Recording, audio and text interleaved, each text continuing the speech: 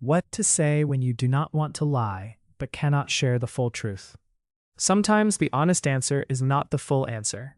You may want to avoid lying, but still keep private details about being fired, rejected, embarrassed, hurt, or overwhelmed out of the conversation. You do not owe everyone the most painful or personal version of your story.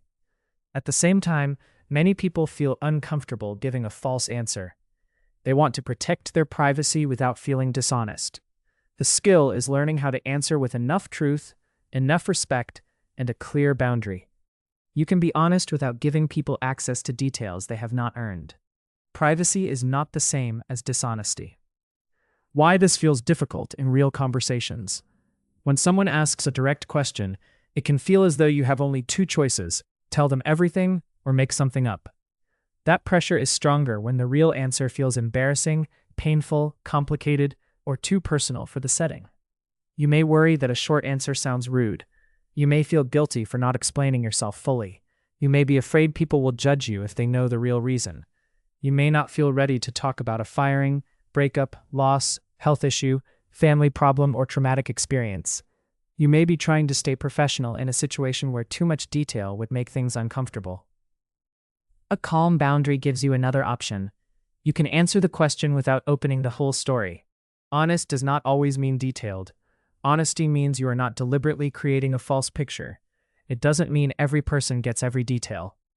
In many situations, a brief and accurate answer is more appropriate than a full explanation. You can say, "It was a difficult situation, and I am not ready to go into the details. I would rather keep that private, but I appreciate you asking.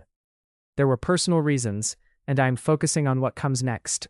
I do not want to share the full story, but I can say it was not an easy time." You do not need to say every painful detail. You do not need to create a false story to make the situation sound easier.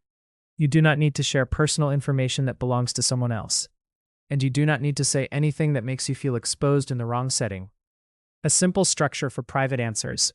When you do not want to lie, but cannot share everything, use a three-part structure. Acknowledge, limit, redirect. Acknowledge, answer enough so the person does not feel ignored. Limit, clearly state that you are not going into details. Redirect, move the conversation toward what is appropriate now. For example, it was a personal situation, so I am keeping the details private. I am focusing on moving forward now. Professional reasons you can give. A professional reason does not need to be cold. It simply gives the other person a clear signal that the topic is not open for a detailed discussion. You can say, "I am keeping the details private because other people are involved. I do not want to discuss it in a work setting. I am not the right person to go into the full background. I would rather keep the focus on the next step. It is personal, and I am not comfortable sharing more than that. I am still processing it, so I am keeping the explanation short. I do not want to give an inaccurate version, so I would rather not go into it." When a short answer is enough. Not every question deserves the same level of detail. A close friend, a new colleague, a manager, and a curious acquaintance may all ask similar questions, but they do not all need the same answer. The right level of honesty depends on the relationship, the setting, and the purpose of the question. A short answer is usually enough when the person is asking out of casual curiosity, when the conversation is public, when the details involve other people, or when sharing more would make you feel exposed rather than supported. Try phrases like, "There is more to it, but I am keeping the details private.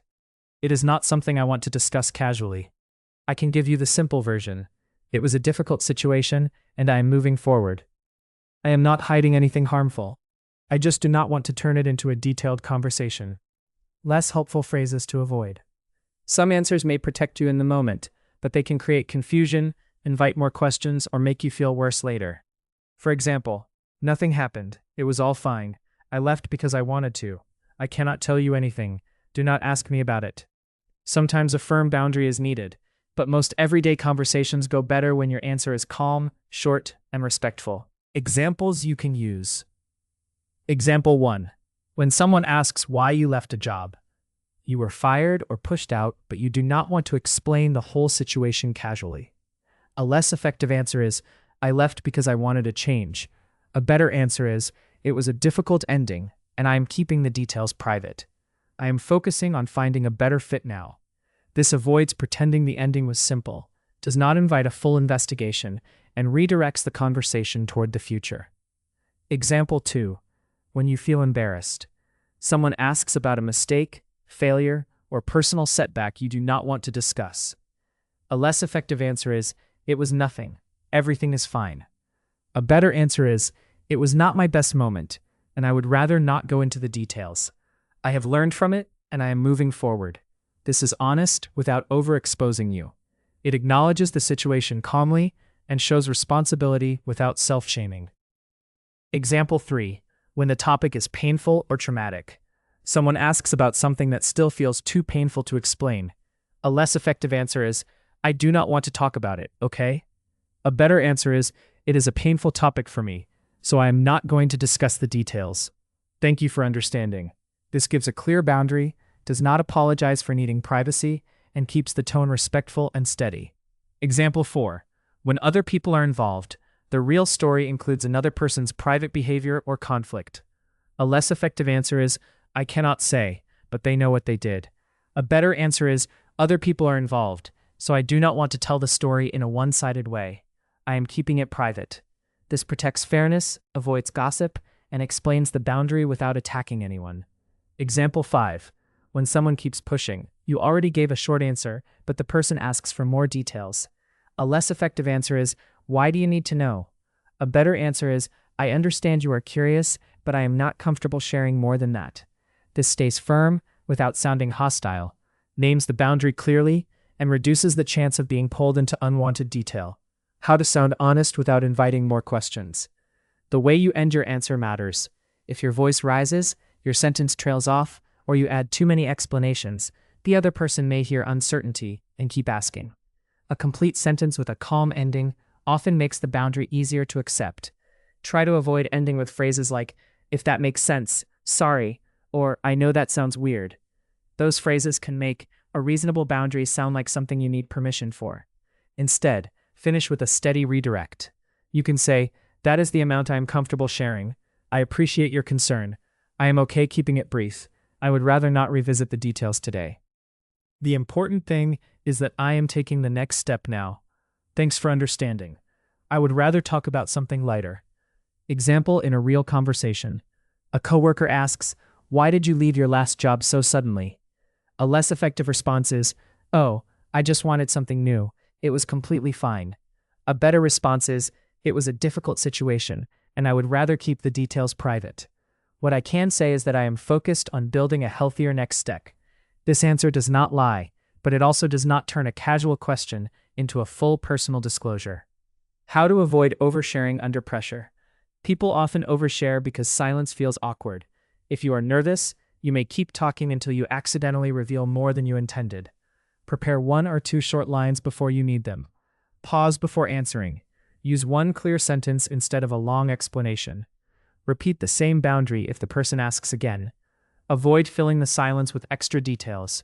Redirect to a safer topic or next step. You can be warm and still be private. A soft tone does not mean your boundary is weak. How Spekero can help. You can use Spekero to practice saying private answers out loud before someone asks in real life. Record a short answer, listen back, and check whether you sound calm, defensive, apologetic, or clear. Try practicing phrases like, "I would rather keep that private," and "I am focusing on what comes next." The goal is not to sound scripted. The goal is to make the boundary feel easier to say when you are under pressure. This article is general communication guidance. If the situation involves legal, HR, medical, safety, or serious trauma concerns, speak with the appropriate professional or support service. Final thought. You can tell the truth without telling everything. A private answer can still be honest when it is clear, respectful, and not designed to mislead. The right words give you room to protect your dignity, your healing, and your professional relationships at the same time.